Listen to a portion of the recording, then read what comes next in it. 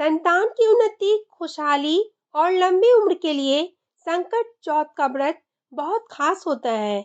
इस दिन भगवान गणेश की पूजा की जाती है और पूरा दिन व्रत रख करके रात में चंद्रमा को अर्घ्य दे करके यह व्रत को खोला जाता है। संतान की लंबी उम्र, सौभाग्य में वृद्धि के लिए ये व्रत बहुत महत्वपूर्ण माना जाता है। राधे राधे फ्रेंड्स, आज की इस वीडियो में हम बात करेंगे कि साल 2024 में संकट चौथ का व्रत कब रखा जाएगा एवं संतान की लंबी उम्र के लिए व्रत की कौन सी कथा है जो हमें आज के दिन जरूर सुननी चाहिए। तो साल 2024 में संकट चौथ का व्रत 29 जनवरी के दिन रखा जाएगा। अब मैं आपको संकट चौथ व्रत की कथा सुनाने के लिए जा रही हूँ। पौराणिक कथा के अनुसार एक नगर में साहूकार और उसकी पत्नी रहते थे। दोनों धर्म कर्म के काम में मन नहीं लगता था। एक दिन साहूकारनी अपने पड़ोसन के घर गई और पड़ोसन को संकट चौथ की पूजा कर उसने इस व्रत का महत्व पूछा।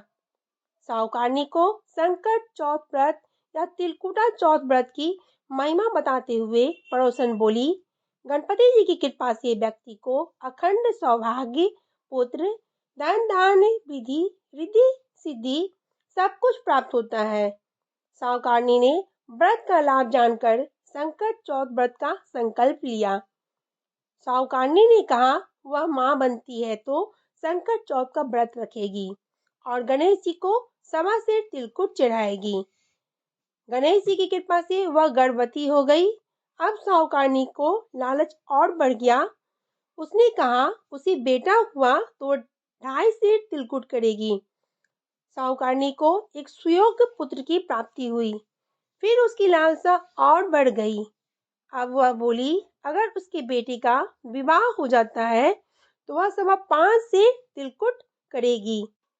गजानन के वरदान से उसका विवाह भी हो गया, लेकिन तब भी उसने व्रत नहीं किया। साहूकारनी के बेटे का विवाह तय हो गया।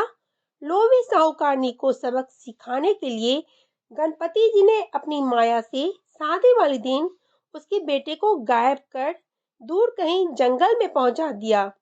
माता पिता और सभी वर्ग के गुम हो जाने पर चिंतित होने लगे।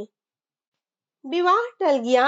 एक दिन साहूकारनी की होने वाली बहू सखियों संग जंगल में दुर्वा लेने गई। उसे देखकर साहूकारनी के बेटे ने आवाज दी, लेकिन वह सभी डर से वहां चली गई और इस घटना को जाकर अपनी मां को बताई। गांव वालों और साहूकारनी के समधिनियों ने वहां जाकर देखा तो उसका दामाद घने जंगल में एक पेड़ पर बैठा था। उसने अपनी सभी को अपनी मां की गलती बताई और कहा कि मां ने संकट चौथ का व्रत करने का वचन दिया था, लेकिन उसे पूरा नहीं किया, जिस कारण संकट देव क्रोधित हो उठे। साहूकारनी को जब ये बात पता चली, उसे अपनी गलती का एहसास हुआ और उसने गणपति जी से क्षमा याचना करके संकट चौथ व्रत को किया और तिलकुट किया। गणेश जी ने साहूकारनी को माफ कर दिया और उसका बेटा भी सही सलामत घर आ गया। ऐसा कहते हैं कि जब संकट चौथ के व्रत के प्रभाव से संतान पर कभी कोई आंच नहीं आती और बच्चों को लंबी उम्र का वरदान मिलता है। तो आई होप फ्रेंड्स आपको मेरे द्वारा बताई गई ये जानकारी, ये कथा अच्छी लगी होगी। थोड़ी सी भी यूजफुल लगी है तो प्लीज़ वीडियो को लाइक कीजिएगा, शेयर कीजिएगा, सब्सक्राइब करके चैनल को बेल आइकन को प्रेस कर लीजिएगा, जिससे मेरी आने वाली वीडियो की जानकारी मिलेगी आपको सबसे पहले। मैं मिलती हूँ आपसे अगली नई वीडियो में।